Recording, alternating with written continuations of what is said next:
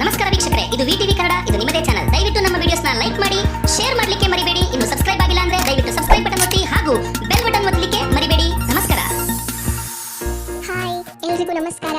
ಪ್ರಿಯ ವೀಕ್ಷಕರೇ, ದ್ವಾಪರ ಯುಗ ಅಂತ್ಯದಲ್ಲಿ ಶ್ರೀಕೃಷ್ಣನು ಭೂಲೋಕದಲ್ಲಿ ರಾಕ್ಷಸರ ಸಂಖ್ಯೆ ಹೆಚ್ಚಾಗದಂತೆ ನೋಡಿಕೊಳ್ಳಲು ವಾಲಕಿಲ್ಯ ಮುನಿಗಳಿಗೆ ಸೂಚಿಸ್ತಾನೆ. ಅದಕ್ಕಾಗಿ ಮುನಿಗಳು ತನ್ನ ಹೋಮ ಹವನಗಳನ್ನ ಮಾಡ್ತಾರೆ. ಆದ್ರೆ ಅದರ ಸಿದ್ಧಿ ಆಗೋದೇ ಇಲ್ಲ. ಹಲವು ವಿಘ್ನಗಳು ಉಂಟಾಗುತ್ತೆ. ಇದರಿಂದ ಚಿಂತಿತರಾದ ಮುನಿಗಳು ಶ್ರೀಕೃಷ್ಣನನ್ನ ಪ್ರಾರ್ಥಿಸ್ತಾರೆ.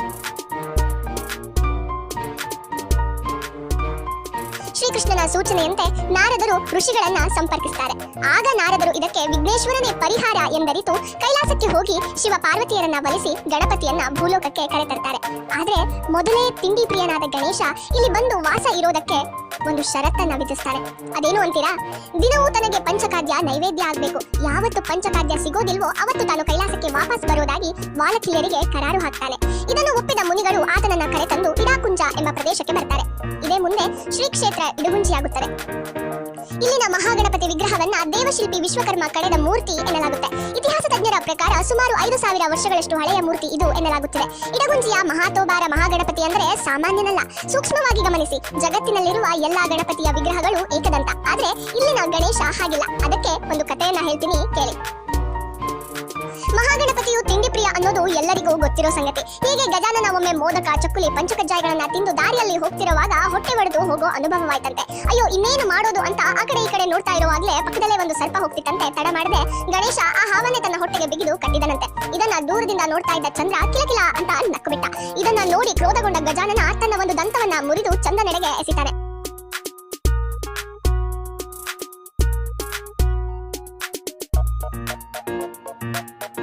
ಆನಂತರ ಗಣಪತಿ ಏಕದಂತನಾಗ್ತಾನೆ ಅನ್ನೋದು ಪ್ರತೀತಿ.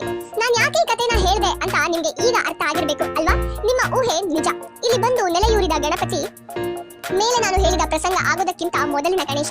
ಈ ಸ್ಥಿತಿಯ ಗಣಪ ನಿಮಗೆ ನೋಡಲು ಸಿಗೋದು ಇಡಗುಂಜಿಯಲ್ಲಿ ಮಾತ್ರ. ಇದೇ ತರಹದ ಗಣೇಶನ ವಿಗ್ರಹ ಗೋಕರ್ಣದಲ್ಲಿಯೂ ಇದೆ, ಆದ್ರೆ ಅಲ್ಲಿರುವವನು ಏಕದಂತ.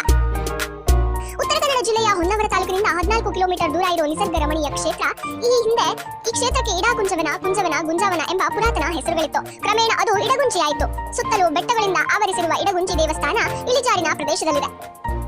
ಇಲ್ಲಿನ ದ್ವಿಬಾಹು ಗಣಪತಿಯ ವಿಗ್ರಹವು ಪೂರ್ವಾಭಿಮುಖವಾಗಿ ಪ್ರತಿಷ್ಠೆಗೊಂಡಿದೆ. ಕಪ್ಪು ಕಲ್ಲಿನ ಅತಿ ಸುಂದರ ಮೂರ್ತಿ ಇದು. ಬಲಗೈಯಲ್ಲಿ ಪದ್ಮ ಹಾಗೂ ಎಡಗೈಯಲ್ಲಿ ಮೋದಕ ಹಿಡಿದು ನಿಂತಿರುವ ವಿಶೇಷ ಗಣಪತಿಗೆ ಮೇಲೆ ಹೇಳಿದಂತೆ 2 ದಂತಗಳಿವೆ. ಬೃಹದಾಕಾರದ ಹೊಟ್ಟೆ ಇದ್ದು ಹೊಟ್ಟೆಗೆ ಎಲ್ಲಾ ಕಡೆ ಇರುವಂತೆ ಸರ್ಪವನ್ನ ಬಿಗಿದಿಲ್ಲ.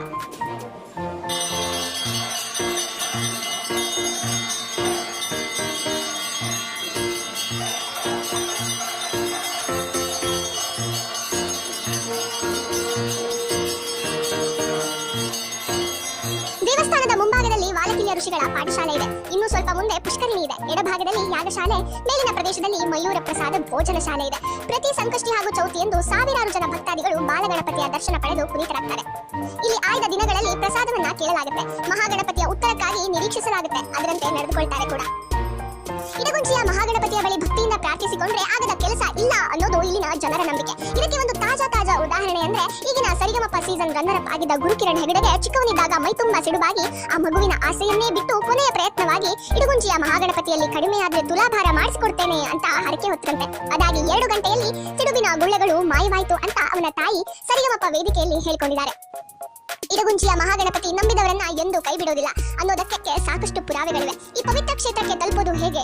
ಉಡುಪಿ ಕಡೆಯಿಂದ ಬರೋರಿಗೆ ಮೊದಲು ಮಂಕಿ ಎಂಬ ಊರು ಸಿಗುತ್ತೆ. ಅಲ್ಲಿಂದ 4 ಕಿಲೋಮೀಟರ್ ಹೆದ್ದಾರಿಯಲ್ಲಿ ಸಂಚರಿಸಿದ್ರೆ ಇಡಗುಂಜಿಯ ಸ್ವಾಗತ ಗೋಪುರ ಸಿಗುತ್ತೆ. ಇಲ್ಲಿಂದ ಒಳಹಾದಿಯಾಗಿ 4 ಕಿಲೋಮೀಟರ್ ಸಂಚರಿಸಿದ್ರೆ ದೇವಸ್ಥಾನ ಸಿಗುತ್ತೆ.